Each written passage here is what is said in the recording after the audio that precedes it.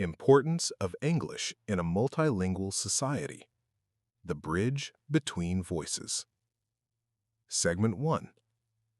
In a city where many languages lived side by side, the mornings sounded like music. On one street, people spoke Bangla. On another street, people spoke Hindi. In the market, you could hear Arabic, Urdu, Chinese, and many local dialects. Some people spoke 2 languages. Some spoke 3. Everyone had a mother tongue, and everyone carried it with pride. In this city, there was a young man named Rafi. He worked at a small service center near a busy road.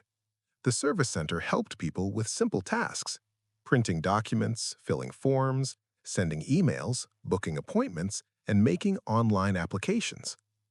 Rafi was smart and hardworking. He was also polite. He listened carefully when people spoke. But every day, he faced one problem. Many customers came from different places. Some could speak the local language well. Some could not. Some could speak only their own language. Some could speak broken words from many languages, but not enough to explain what they needed. Rafi noticed something interesting. When 2 people did not share the same mother tongue, they often tried one language that was not native for either of them. And most of the time, that language was English. At first, Rafi did not like English, not because he hated it, but because he feared it. He had studied English in school, but mostly for exams. He could read some lines and write short answers, but speaking and listening felt difficult. When someone spoke English fast, his mind became blank. One Monday morning, a woman walked into the service center. She looked worried. She held a small folder. She spoke in a language Rafi did not understand. Her face showed stress, and her hands moved as she tried to explain. Rafi tried to help. He asked gentle questions in the local language. The woman looked confused. She shook her head. She tried again, but the words were still unfamiliar. Then she opened her phone and showed a message. The message was in English. It said something about an appointment, a date, and a location. Rafi read the message slowly. He understood some words, but not all. He felt the pressure rise inside him. The woman looked at him with hope, as if he was her only chance. Rafi wanted to help. He did not want to send her away. He took a deep breath and said in simple English, "Please wait. I will try." He opened a translation app. He asked the woman to speak. The app translated some parts, but the sentences were messy. Still, Rafi got the main idea. The woman needed help confirming an appointment at a hospital. She had the email in English. She needed to reply. She also needed directions. Rafi helped her step by step. He wrote a simple reply in English. "Hello. Thank you for the appointment message. Yes, I will come on the given date and time. Thank you." Then he printed the appointment details. He also searched the hospital location and wrote the address clearly. The woman's face relaxed. She smiled with relief. She said a word that Rafi did not understand, but the meaning was clear: gratitude. After she left, Rafi sat quietly for a moment. He realized something important. In a multilingual society, misunderstandings are easy, not because people are careless, but because languages are many. Everyone carries their own language like a home. But when 2 homes are different, people need a road between them. That road is a bridge language. In his city, English often worked like that bridge. English was not replacing anyone's mother tongue. It was helping people connect when they did not share the same local words.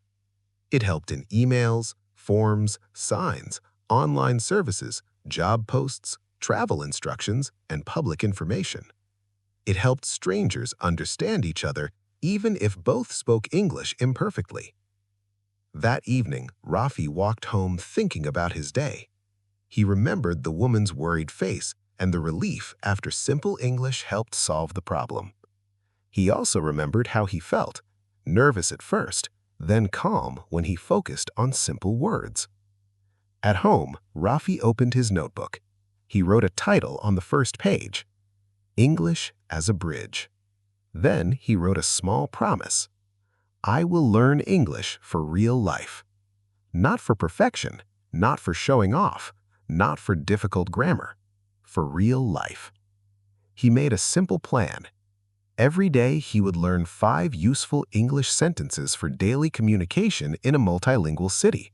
Sentences like, can you repeat, please? Please speak slowly. What do you need? Can you show me the message? I will help you. He practiced saying them slowly. He practiced listening to short audios. He focused on clarity, not speed. Rafi did not become fluent in 1 week, but he started something important, confidence. And in a multilingual society, confidence in a bridge language can create peace in small moments. CTA. If you want to learn English for real-life communication, listen to these calm stories daily, repeat the simple sentences aloud, and follow this channel for peaceful English practice. Segment 2. The next day, Rafi kept thinking about the same idea, English as a bridge. He did not suddenly love English, and he did not feel confident all the time, but he felt something new. He felt purpose. In the past, English felt like a school subject. It felt like rules, tests, and fear. Now it felt like a tool for real life, a tool that could help people understand each other when their languages were different. That morning, Rafi reached the service center early. He cleaned the desk, turned on the computer, and placed his notebook near the keyboard. On the notebook, he had written 5 simple sentences. He wanted to use them today if he got a chance. The first customer was a young worker named Kareem. Kareem spoke the local language, so the work was easy. Rafi printed some papers, filled a form, and finished quickly. Then an older man came. He spoke in a different regional dialect. Rafi understood some parts, but missed some words. The man looked frustrated. Rafi remembered his sentence and said slowly, in simple English, "Please speak slowly." Then he smiled and repeated the same meaning in the local language. The man relaxed a little and explained again, more clearly. Rafi realized something. Even when English was not needed, the habit of calm communication helped. Later, around noon, a small group entered the shop, 2 men and 1 woman. They looked like travelers. Their clothes were dusty, their faces showed tiredness, and their eyes moved around as if they were searching for help. One of the men spoke first. His accent was different. He said something in a language Rafi did not understand. The other man tried another language. Still, Rafi could not follow. Then the woman took out her phone and opened a map. She pointed to a location and said in slow English, "We need bus, this place." Rafi felt a small nervousness rise in his chest, but he did not run away from it. He opened his notebook and looked at his sentences. Then he spoke slowly, using simple English. "Okay, I will help you. Please show me." The woman smiled with relief. Rafi asked, "Where are you now?" Then he pointed at the map on the phone. The woman tapped the current location. Rafi understood. Then he asked, "Where do you want to go?" The woman tapped another place. Rafi read the name carefully. He opened Google Maps on his computer. He typed the place name. He checked the route. He saw 2 options. One was a direct bus with a long wait, and the other was 2 buses, but faster. He wanted to explain it in simple words. He remembered again, clarity is more important than fancy English. He said slowly, "You can take bus A. It is direct, but you will wait." Then he raised 1 finger, option 1. He wrote it on a paper. Then he said, "Or you can take bus B, then bus C. 2 buses, but faster." He raised 2 fingers, option 2. He wrote it clearly. The travelers looked at each other. They understood his simple words and his fingers. They pointed to option 2. Rafi nodded. "Okay, first bus stop is here." He circled the stop on the map and printed the page. Then he used simple sentences. Walk 5 minutes, turn left, you will see the stop. He drew small arrows with a pen. He made it as easy as possible. The travelers thanked him again and again. Before leaving, the woman said, "Your English is good." Rafi felt surprised. He wanted to say, "No, it is not," but he stopped himself. He realized she did not mean perfect grammar. She meant useful communication. She meant the bridge worked.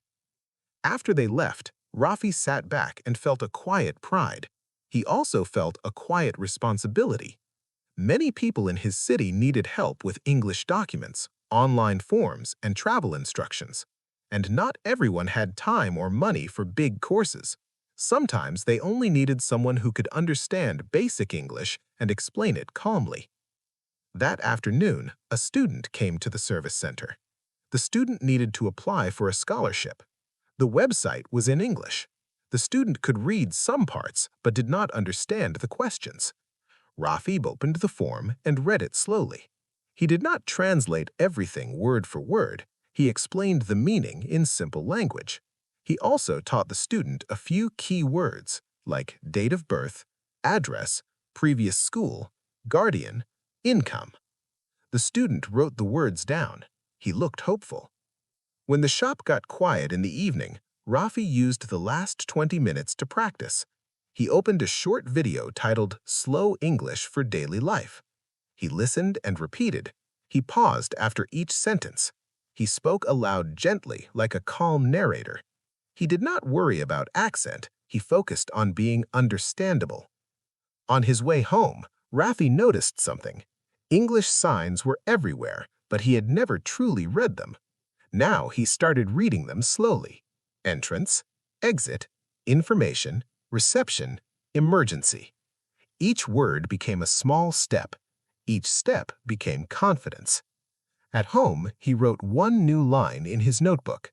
In a multilingual society, English is not a trophy. It is a bridge. CTA. If you want to build your English step by step for real-life communication, listen daily, repeat the sentences aloud, and follow this channel for calm English learning stories. Segment 3.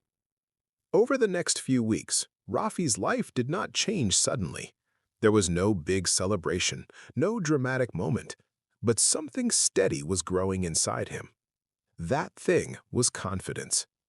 Before, when Rafi heard English, his body reacted first. His shoulders became tight, his breathing changed, his mind tried to escape. Now, when he heard English, he paused. He listened. He reminded himself that English did not need to be perfect to be useful. It only needed to be clear. One afternoon, a notice came from the local office. The service center received a message saying that a new online system would be used for public services.